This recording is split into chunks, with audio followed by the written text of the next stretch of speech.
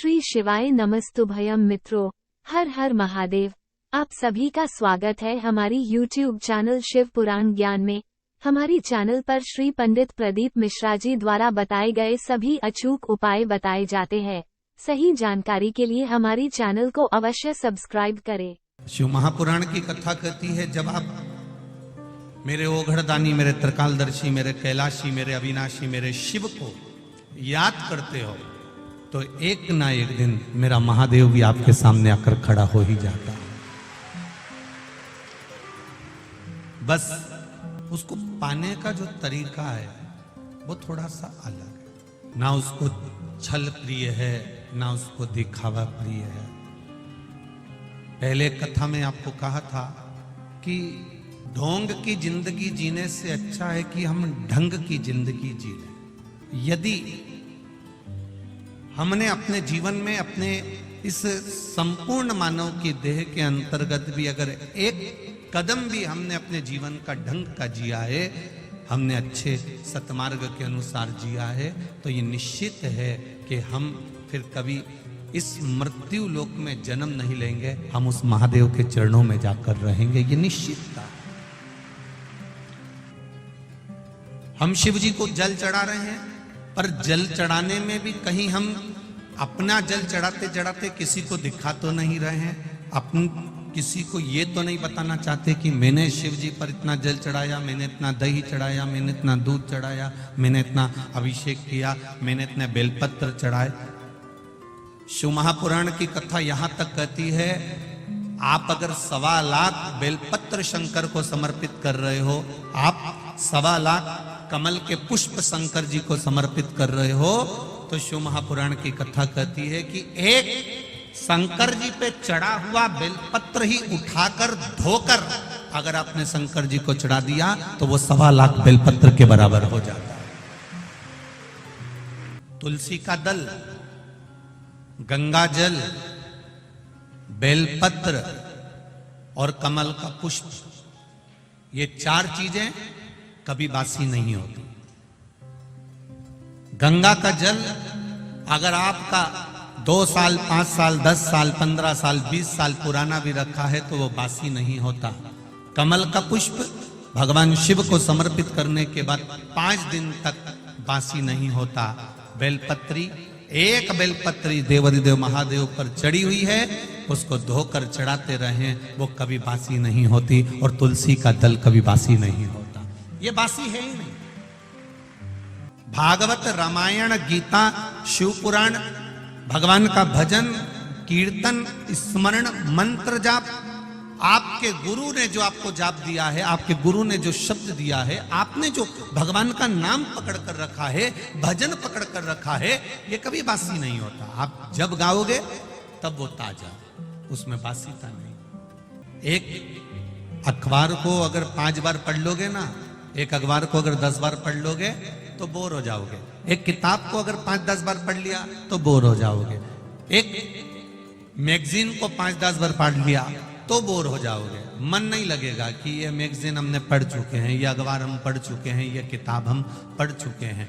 पर एक शिव महापुराण को आप हजारों वर्षों से श्रवण करते करते आ रहे हो, भागवत जी को 5200 वर्ष से सुनते हुए आ रहे हो, रामचरितमानस को जीवन आप लोगों का निकल गया, सुनते सुनते दादा परदादा अपनी जिंदगी निकाल लिए, पर आज तक उसको पढ़ते पढ़ते, आज तक उसको सुनते सुनते ये कभी ऐसा मन में भाव उत्पन्न नहीं हुआ कि अब मेरा सुनने का मन नहीं करता, अब मेरा पढ़ने का मन नहीं करता। इसको जितना सुनो, जितना पढ़ो, जितना धारण करो, ये उतना उभर कर हमारे सामने आता है। जैसे कोटेश्वर की कथा में पंचपुष्प शिव महापुराण की कथा है।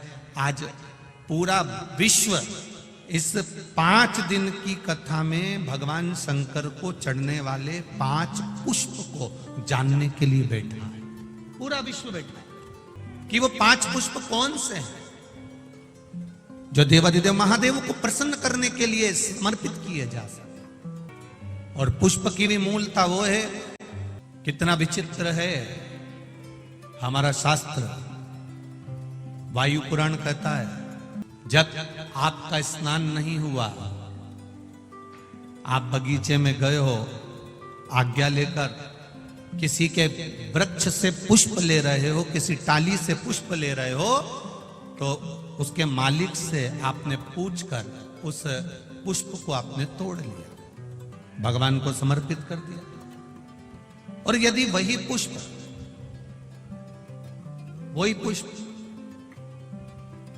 आप बिना पूछे, जिसका बगीचा है, जिसका पौधा है, जिसका पेड़ है, उससे तुमने पूछा ही नहीं, और तुमने तो सोचा हाँ सवेरे सवेरे कौन देख रहा है, फूल तोड़ा लिया और शंकर जी को चढ़ा दिया। तो शिव महापुराण की कथा कहती है ये पुण्यता का कार्य नहीं है, यह पाप कर्म की शुरुआत हो जाती है, इसमें सुख का अनुभव नहीं। थोड़ा आप लोगों को भले बुरा लग सकता है कि हम दूसरे के पेड़ से फूल तोड़कर ला रहे हैं, या तो आपको उस पेड़ वाले से हम दूसरे के बगीचे से पुष्प लेकर आ रहे हैं, या तो उस बगीचे वाले से हम दूसरे के यहाँ से पुष्प लेकर आ रहे हैं। उस पुष्प जिसके बगीचे से ला रहे हो, जिसके पौधे से ला रहे हो, जिसके वृक्ष से ला रहे हो, शंकर भगवान को फूल चढ़ाने का भी नहीं है आपके पास में, तो आप एक चावल का दाना चढ़ा दो, पर अपना चढ़ाओ। शंकर जी को अगर फूल चढ़ा रहे हो तो आप पहले सामने वाले से पूछो कि आपके बगीचे से मैं रोज फूल तोड़ सकती हूँ, आपके यहाँ पेड़ से मैं आप पुष्प ले सकती हूँ। अगर वो कह दे हाँ हमारे यहाँ तो लगे ही रहते हैं, तुम्हारा मन करा करे तोड़ लिया करो, तुम्हारा मन करे उतार लिया करो और भगवान को चढ़ा दिया करो, तो वो पुष्प जब आप शिव जी को चढ़ाओगे तो आपको जीवन में एक आनंद की अनुभूति होगी और आपके कार्य सफल होना प्रारंभ हो जाएंगे अपने आप। पर यदि हमने चोरी कर कर चुपचाप से जाकर पुष्प को चुरा लिया, बगीचे से निकाल लिया, और तुमने सोचा मैं भगवान का श्रृंगार करूंगी, मैं भगवान को सजाऊंगी, मैं भगवान का अलौकिक श्रृंगार करूंगी, तो उसमें पुण्यता का भाग नहीं आता महाराज, उसमें सुख का अनुभव नहीं, उसमें आनंद का अनुभव नहीं। मैंने तेरे ही भरोसे बाबा, तेरे ही भरोसे हवा बिच उड़ती जावांगी, बाबा डोर हटो छठी राम कटी जावांगी, भोले मैं तेरी पतंग, शंभू मैं तेरी पतंग, हवा बिच उड़ती जावांगी, बाबा डोर हथो छठी राम कटी जावांगी। हमने शिव को समर्पित करा, हमने देवाधिदेव महादेव को समर्पित करा, और विश्वास रखकर जो दिया गया है, भाव रखकर जो दिया गया है, चोरी कर कर नहीं, छुपा कर नहीं। यहां तक शिव महापुराण की कथा कहती है एक लोटा जल अगर लेकर शंकर जी के मंदिर में जा रहे हो तो अपने बल पर, अपने दम पर, अपने आनंद में जाओ, अपने विश्वास के साथ जाओ, अपने भरोसे के साथ जाओ। जाते हो आप लोग शिव जी के मंदिर में जल चढ़ाने? कितने लोग जाते हैं? जरा हाथ उठाओ।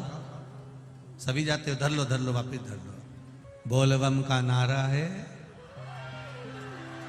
आवाज नहीं आई, जरा दमदारी से बोलिए, बोल बम का नारा है। बस आपका जो हाथ अपने जल चढ़ाने का उठाया ना, उससे समझ में आ गया कि आप सब इकट्ठे और भोले जी के पट्टे। समझ में आ गया हो? समझ में आ गया। शिव तत्व को जाना यार, जाओ उसके मंदिर तक, जाओ उसकी चौखट तक, उसके दरवाजे तक।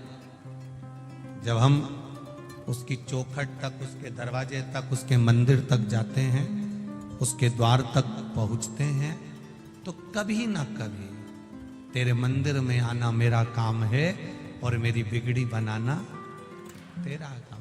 कभी ना कभी वो भी अपने दरवाजे तक दौड़कर आता ही है, ये निश्चित।